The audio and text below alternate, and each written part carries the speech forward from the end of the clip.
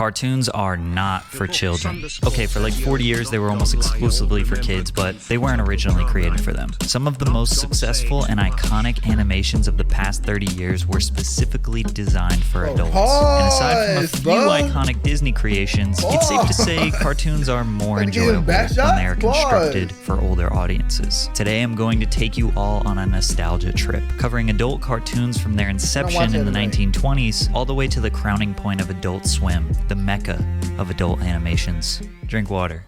In the 1920s, Hollywood was booming, producing an average of 800 feature films per year. There were some cartoons, but they were still in early development. The few cartoons that were made in the 20s were shown at cinemas before a feature film. They were essentially short films with no dialogue, just music and sound effects. It was also in the 1920s where there was a big push for harsher censorship in films and theatrical performances. The Supreme Court ruled in 1915 that free speech did not extend into motion pictures. A lot of films, such as the ones performed at the New York stage, had mature content, nudity, cursing, and adult subject matter. It was like the Wild West with no rules and regulations. In 1927, there was a censorship committee formed by Will Hayes, a Republican politician, to propose some do's and don'ts in the film industry. It took a while for these suggestions to become an actual enforced code, known as Hayes Code, and in the meantime, cartoons would take advantage of the minimal regulations.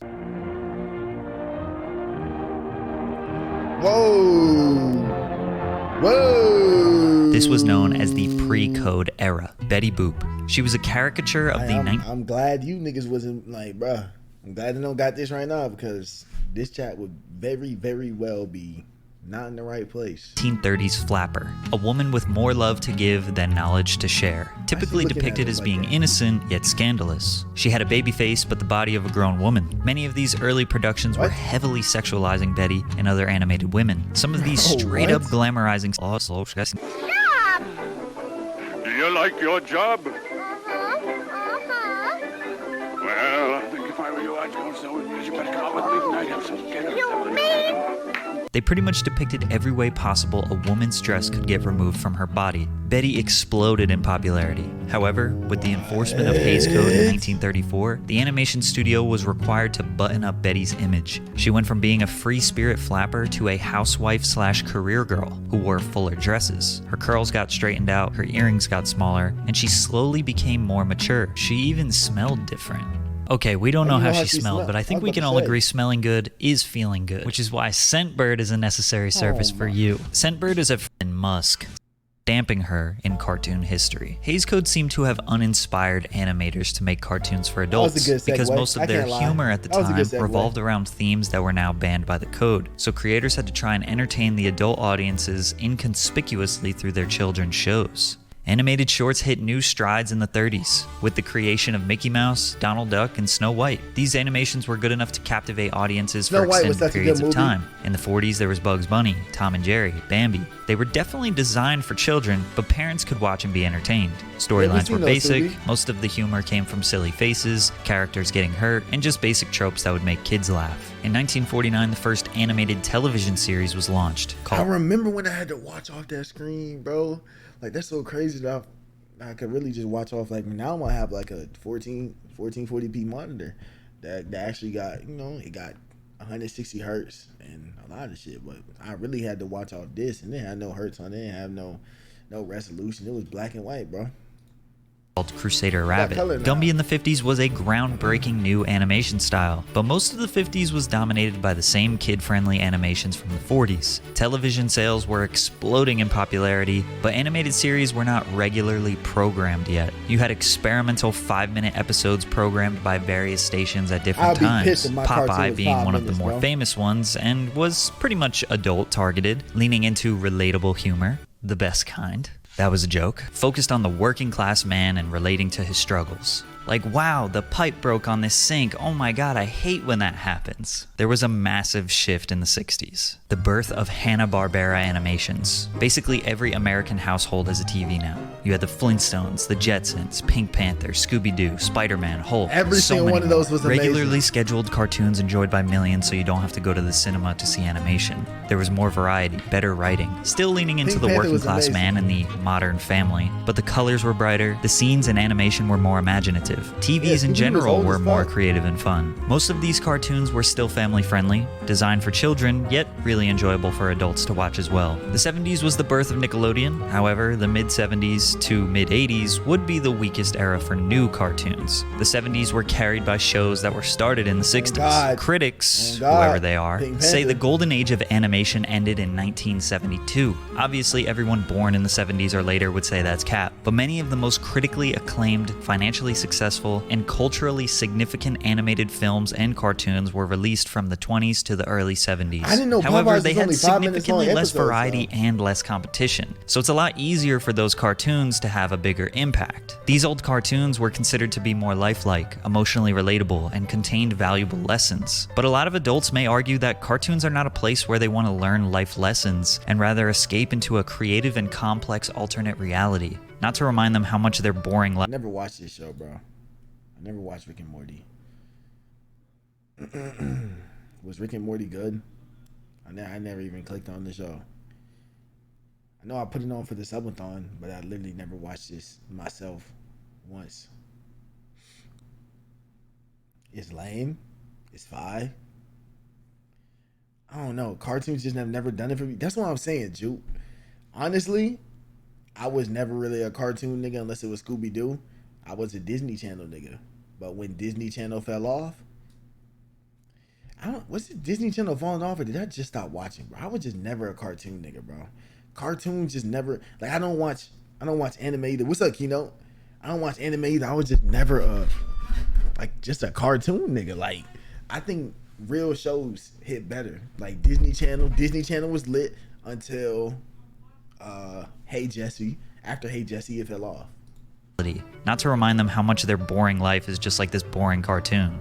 To no surprise, cartoon ratings were plummeting, resulting in budget cuts and then the release of low-budget animations that didn't have a lasting impact. The 1980s, you had the birth of the Disney Channel. Shows like The Smurfs, Thomas the Tank Engine, and Alvin and the Chipmunks were hits for children. But the late 80s felt like cartoons were catering to their teenage and adult audiences a lot more. At this point, for almost I used to pretend to like anime, but at that point, you might as well just read a book because dubs aren't it. Bro, what is like the fascination with shitting on dub, bro? Dub go dummy. Not everyone got the time to just sit there watching the screen, reading. Like, bro, when we watched that Jujutsu Kaisen on stream, right? We watched it in dub, but then when the new episode came out, we had to watch it sub. Literally, if you take your eyes off for 2 seconds, you don't even know what's happening no more, bro. You don't know what's happening no more. This can't be worse. He's a dub, nigga. I don't watch anime. But when I did watch one with niggas, bro, soon as you miss a second, you literally, like when I watch a show, bro, I don't only like to just watch a show, man. I like to just, we could talk about the show. We could maybe, man, pick up your phone during the show, do something real quick, maybe go walk. Like, you could do anything, but I don't want to just sit there staring and just reading, bro.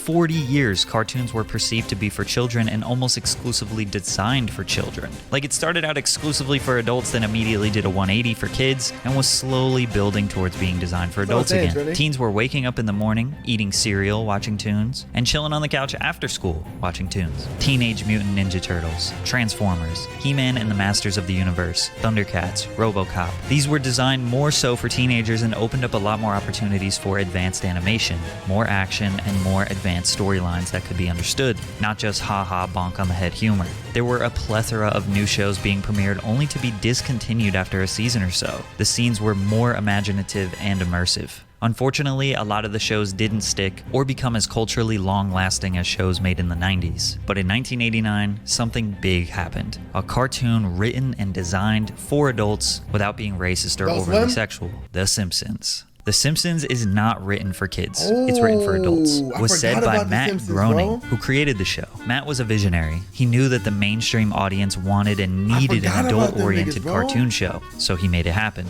Homer Simpson and Marge Simpson are married with 3 children, Bart, Lisa, and Maggie. They live in the middle America town of Springfield. It was an animated sitcom without the laugh track, leaning into a classic sitcom storyline, the average American family. Breakfast in the morning, conflict in the day, resolution at night. It was as basic as it gets in terms of understanding the general plot. Just watch the first episode and you have almost all the background information needed to watch the next 32 seasons. Although it was basic in nature, every episode was a new day and the creative possibilities were endless. Homer would overreact, get in ridiculous situations, and handle them how basically nobody would handle them. Rain check for the last night.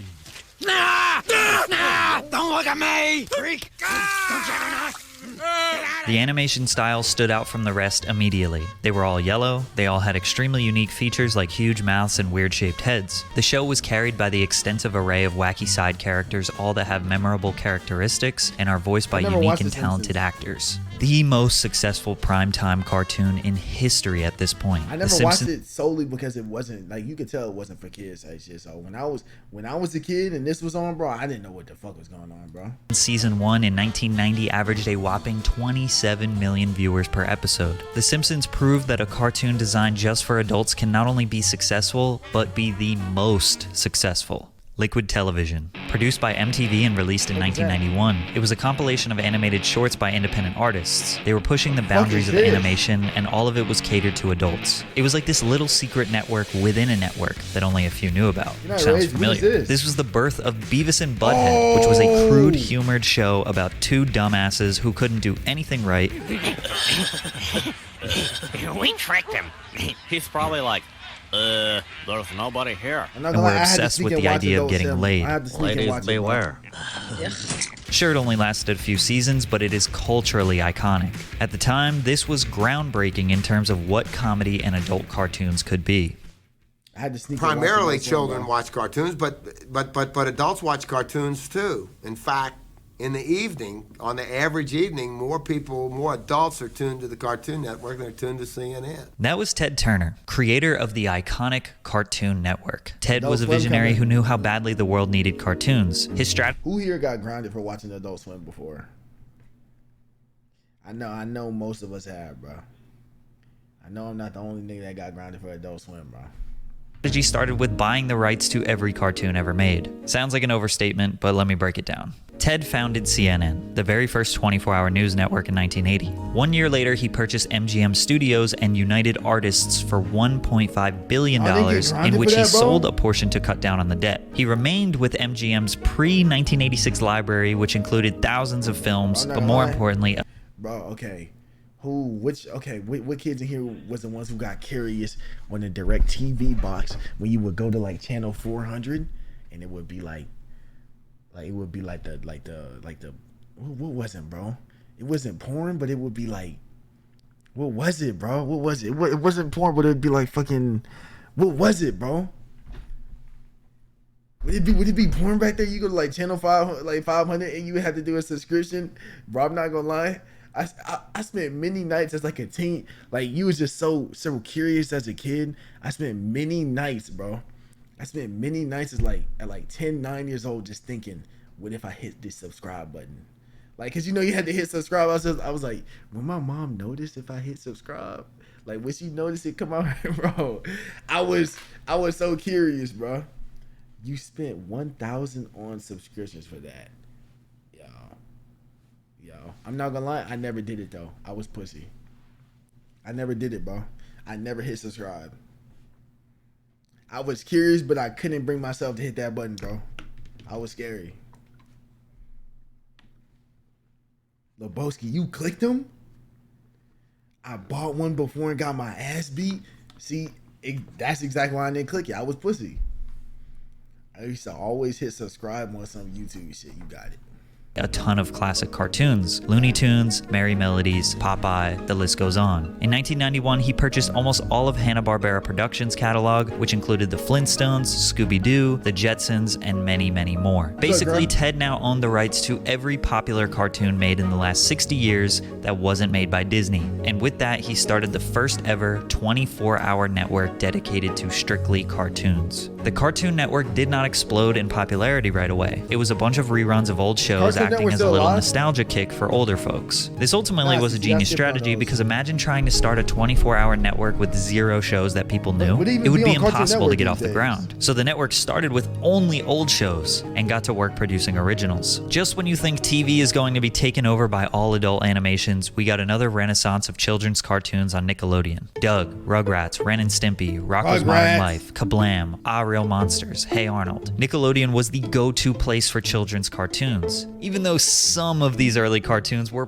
barely for kids. While Disney was producing the perfect imagination land where everything is happy and nice, Nickelodeon was bringing totally original animation styles, grim scenery, and taking creative risks. Cartoon Network slowed down on airing old shows in 1996, and they were ready to roll out their originals: Dexter's Laboratory, Johnny Bravo, Cow and Chicken, Ed, Ed and Eddie, Courage the Cowardly Dog. God, It's oh safe my- to say in bro, the they was on 90s, the line timing. between what They cartoons was are for on adults timing, and what bruh. cartoons are for children Every is single one of very them blurry. hit. It could be because the censorship that was enforced in the 30s wasn't really challenged for 50 years or so when The Simpsons came out. I'm not saying that the 90s cartoons were edgy, but they were a little darker, more intrepid, more intense, and overall more adult appealing. Courage The my 90s in favorite one out general of them. were a little Nah, darker Ed, Ed, and Ed, rebellious low-key. towards the One of them 80s, too. where everything was seen as loud, colorful, and glamorous. Counterculture became cool. Grunge music and gangster rap became popular. So cartoons really blended in with the aesthetic of the culture. We are going to be What? different. So let's My be nigga. cool and reserved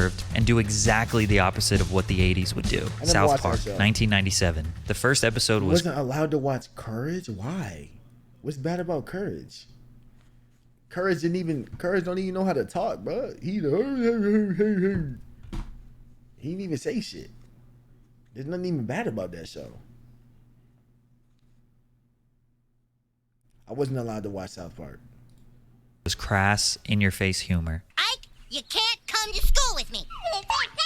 Yeah, go home, you little dildo. Dude, don't call my brother a dildo. What's a dildo? This show was not for kids, which is funny because it's a bunch of fourth graders. At this point, The Simpsons proved you allowed to can make watch fun that of show. pop culture, make fun of politics, make edgy, rude jokes while entertaining millions of people and creating a 9-figure worth show. Where the Boondocks South Park at, bro? is not unique in its use of satirical humor, but it is one of the most effective satires due to its production format. The scripts for episodes are not written before the season begins, but the production of an episode begins on a Thursday with the creators, Matt Stone and Trey Parker, What? and the show's writers brainstorming ideas for the episode. The script will be written, animated, and voiced for release on Wednesday nights. Just What? 6 days of work. We work between 100 and 120 hours in a 7-day Fuck week no. to deliver the episodes. That's the This worst hectic work schedule production ever, allows bro. South Park to be in the zeitgeist of pop culture while it is fuck? happening. For example, in the season 4 episode Quintuplets work ahead 2000, the sometimes. show nearly does a 1-to-1 recreation of a famous photo of a U.S. Border Patrol raid during the Elian Gonzalez affair, an event that occurred 4 days before the show aired. The season 7 episode, What? It's Christmas in Canada, references the discovery and capture of Saddam Hussein, which happened 3 days before the episode aired. Season 12's About What? Last Night revolves around Barack Obama's presidential victory, which happened less than 24 hours before the episode aired. On the surface, the show That's appeals to hard, almost bro. any age group, That's but the hard. news-like coverage of more That's actually serious hard. current events is That they can certainly get it out appealing that to an quick. adult audience. South Park has won 5 Primetime Emmy Awards as well as the prestigious Peabody Award,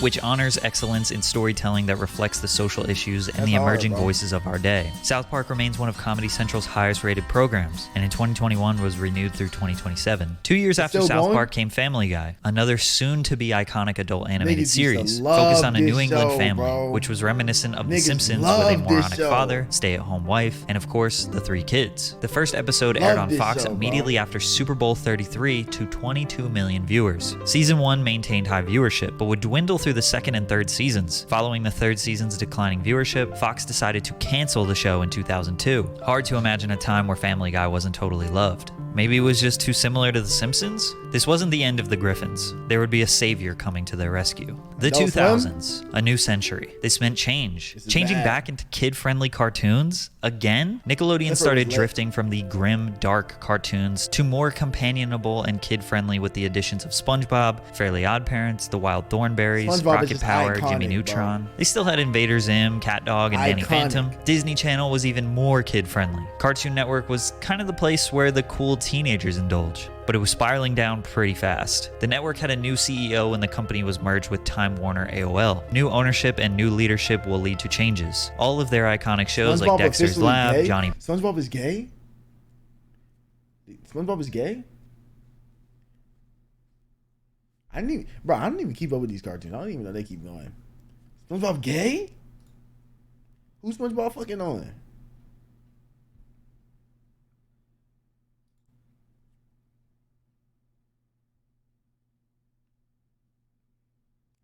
Damn Twitch dick riding you.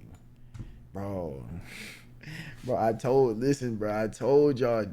Listen, okay, yes, bro. Last month was crazy, bro. Chill. Last month was crazy, bro. I did not need to see this, bro. Chill, bro. Chill. Last month was crazy, bro. This month I'm already at like 15 this month though, bro. Like, chill. Last month was crazy, bro. It was a bad month for me. Chill. That's last month. Nickelodeon was insane for dropping this. Bro, tighten up. Bro, why Twitch telling niggas my business though, Crystal? Why they told him my business? What the nigga told him my business for? I ain't telling him to do that. Bravo and Courage were getting canceled. They rebranded, launched a few new shows that are beloved today but weren't necessarily hits at the time. Codename Kid Next Door, Billy and Mandy, Foster's Home for Imaginary Friends. These shows were a little bit softer compared to previous Cartoon Network originals and were loved by children but not teenagers and adults. So there was a gap in the market. There wasn't a go-to place where adults could escape into an animated universe and not have to worry about censorship and juvenile humor. Until 2001, with the birth of Adult Swim, the very first animated network designed specifically for adults. Rick and Morty was on Adult Swim? Adult Swim. All kids out of the pool. The branding was clever. All kids out. Yo, chat.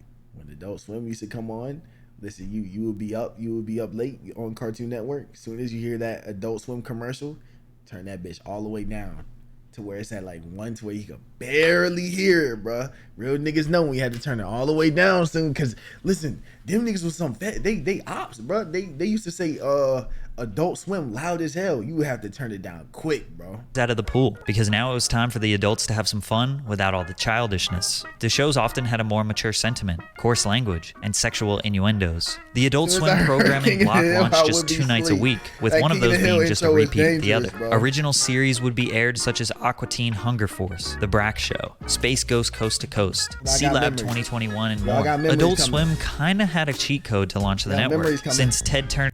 Memories coming. Not gonna say too much. Memories coming. When it would be late and you watch all your shows and then you dozing off and then you just hear.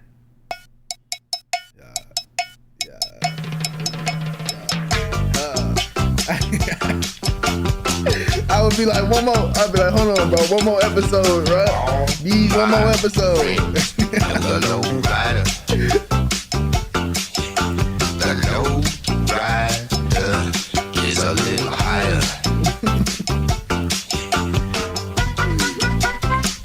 Bro, this shit used to wake me up, bro. As soon as I heard this shit, bro, I would immediately wake up. This shit was lit, bro. This shit played at 1 a.m., bro. I used to love this shit, dog. It would be loud as fuck just randomly, bro. I woke up and heard this and turned it off. Yes, it's like an alarm, bro. Turner purchased the Hanna-Barbera catalog in the 90s, they were able to use classic cartoons such as Scooby-Doo and new shows like Harvey Birdman. This may not seem like a big deal, but having the rights to a classic cartoon and being able to tell a new story around those 50-year-old characters is a huge advantage to gaining new viewership. Imagine your dad flipping through the channels and seeing Yogi Bear on the witness stand. He would be confused but interested to see one of his childhood cartoons be reimagined. Adult Swim could arguably get the credit for introducing Americans to anime, broadcasting popular shows like Cowboy Bebop and Mobile Suit Gundam. By late 2002, the network was becoming more So that's where everyone's anime, like, is this where everyone's anime, like, niche started from? Cartoon Network? This is how everyone's anime, like, era started? advantage to gaining new viewership. I didn't watch this. Imagine your dad flipping through the channels and seeing Yogi Bear on the witness stand. He would be confused but interested to see. Bro, oh my God. Listen, bro. Ain't no one love an anime more than black people love Dragon Ball Z, bro. Jesus Christ. I remember in middle school and high school, these niggas would not shut up about Dragon Ball Z, bro. No one love an anime more than some black niggas, bro. They just don't shut up about it, bro. Them niggas would be talking about, oh, did you see the new Dragon Ball Z? The new Bro, no, we didn't see the new Dragon Ball Z, bro. Niggas, like, when that shit was lit, bro, it's like, that was the most crazy shit that niggas had ever seen in their life, bro. Like, niggas fucking trying to be like fucking Goku, bro. Like, what? That shit had you niggas in the chokehold, bro. That shit had everybody in the chokehold, bro. I will never forget how niggas was hooked on Dragon Ball Z, bro. One of his childhood cartoons be reimagined. Adult Swim could arguably get the credit for introducing Americans to anime, broadcasting popular shows like Cowboy Bebop and Mobile Suit Gundam. By late 2002, the network was becoming more interested in obtaining the rights to animated series that had been canceled. Again, knowing how hard it is to make new cartoons and get a new audience when you can just capture an already existing audience. One of the first and more notable of these was Futurama, which they obtained the rights to reruns for a reported $10 million. Jim Samples, Cartoon Network's executive VP, said, Futurama reruns will take our Adult Swim programming to a whole different level. Adult Swim would come to the rescue for another show, which would become a pivotal moment for both the network and the series. Family Guy. 3 seasons that had previously aired on Fox would now have a new home on Adult Swim. The president of Fox tried selling Family Guy, but nobody wanted it. We ended up giving them to Cartoon Network basically for free. In 2003, it became the block's top-rated program. The Griffins boosted the viewership of Adult Swim and Cartoon Network as a whole by 239%. The same week Family Guy aired on Adult Swim, Fox released the first 2 seasons on DVD. 400,000 copies within a month were sold. The reruns and DVDs were so successful that Fox ordered 35 new episodes of Family Guy in 2004. Adult Swim officially brought the show back from the dead. With a massive increase in viewership, the Adult Swim block was expanded from 2 to 5 nights a week. Adult cartoons were about to take over. 2005 to 2015 would arguably be the peak of Adult Swim. Futurama and Family Guy were bringing in the consistent new viewers who were slowly and surely getting into the network's originals, such as Venture Bros and Aqua Teen Hunger Force. I could not watch Aqua Teen. Check this out. Oh, yeah, baby. That's a new Oh my God, that nigga voice used to... Bro, niggas used to try to imitate his voice, bro. This just gave me major PTSD, bro. I hate this nigga. I hate this nigga for a reason, bro. Like this, I hate him with a passion, bro. This voice is so fucking annoying, bro. It's a straight 6. I think I have a straight 6. Ooh, your sexual innuendo is priceless. Iconic long-running shows like Robot Chicken and the Boondocks would be introduced. I tried. Sorry, honey, sorry. I just gotta crap like a bastard. I can't wait. Syndicated classics, King of the Hill and American Dad are running. King of the Hill was crazy. Not do. Yeah.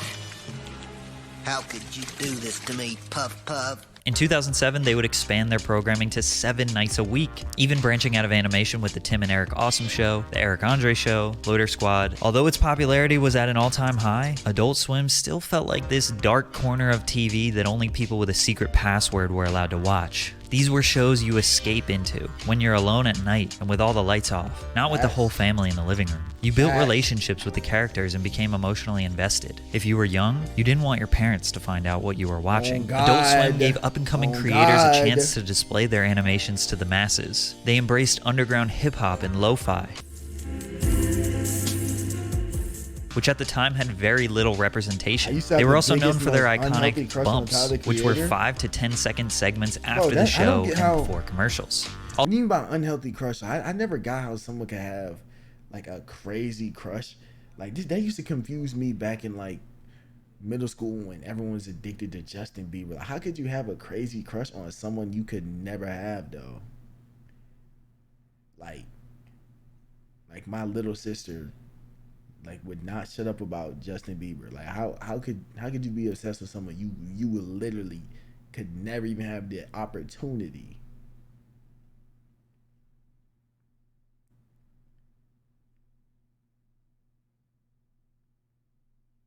couldn't be me and my girl Zendaya. That is very ironic, bro. Because if Zendaya posts she pregnant right now, bro, you are sliding down the wall. If she posts she pregnant, bro, it's up for you.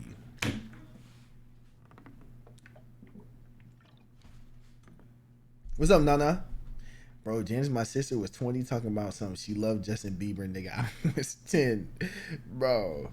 Solitude says niggas can't say shit cause they do backflips for Zendaya. If Zendaya posts that, what is it? The picture of the baby that's black and white. If she posts that, it's up, bro. Also after the commercials and before the show.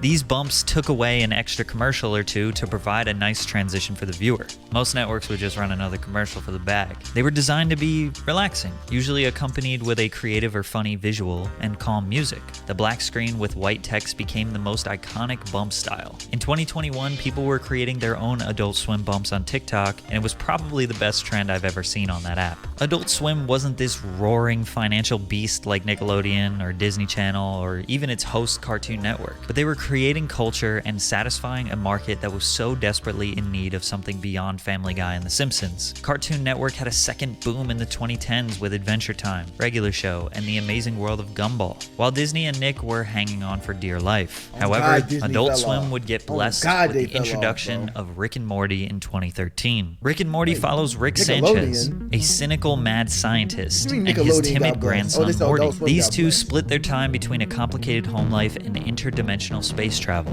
There aren't enough words to explain the imaginative and insane plot lines in this. Why was this so lit? What was so lit about this show? It's been memed heavily, and the mainstream audience definitely makes it seem a bit cringe, but it's a really great show even still to this day. Throughout its 5 seasons, Rick and Morty has measured an average viewership of 1.67 million viewers, which in the modern streaming era is excellent. Its influence around the world is immense, with multiple video games, tabletop games, memes, and music. But as you know, the way most of these videos end, the streaming era. The downfall of television and birth of social media leads to the rapid dwindling relevance of these networks. Half of the people watching this video don't have cable anymore or don't care to watch it. The others won't be purchasing HBO Max or any other streaming services to watch new or even old classic cartoons. Adult Swim, Cartoon Network, Disney Channel, Nick, they're doing fine. Times are different now. There are too many streaming services and too many social media platforms for cartoons or networks to have much cultural impact. Children's animations are definitely more financially successful and popular.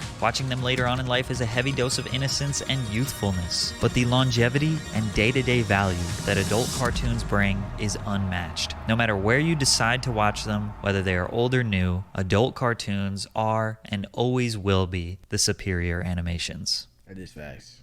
That is facts. Even Twitch taken away from some cartoons, bro. That's crazy.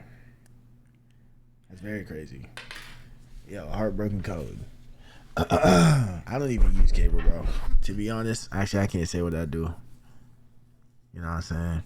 I pay for everything. I pay for everything. Twitch might kill YouTube. YouTube will never die. Do you know how much bigger Twitch is than YouTube? You know there's more streamers